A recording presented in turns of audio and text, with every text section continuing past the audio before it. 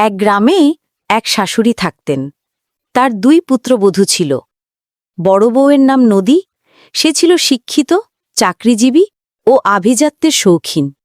ছোট বউয়ের নাম কুসুম, সে ছিল অশিক্ষিত কিন্তু সরল, সৎ ও পরিশ্রমী। শাশুড়ি নদীকে বেশি গুরুত্ব দিতেন, তাকে পরিবারের গুরুত্বপূর্ণ সিদ্ধান্তে যুক্ত করতেন, ভালো খাবার-দাবার ও সাজসজ্জায় সবার আগে রাখতেন।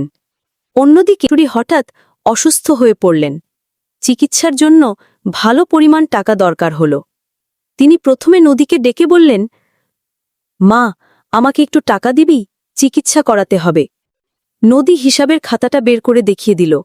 মা, সব খরচ হয়ে গেছে, হাতে কিছুই নেই।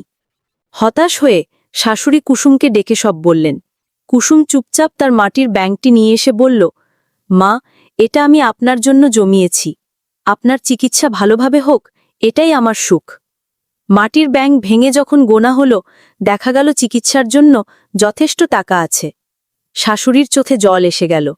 তিনি মমতায় কুসুমের হাত ধরে বললেন, যাকে আমি অশিক্ষিত ভেবেছিলাম, সেই আজ সবচেয়ে জ্ঞানী আর বিচক্ষণ প্রমাণিত হল। বন্ধুরা, শিক্ষা খুব জরুরি, কিন্তু নৈতিক শিক্ষা তার চেয়েও বেশি প্রয়োজন। কারণ ডিগ্রি মানুষকে সম্মানিত করতে পারে, কিন্তু নৈতিক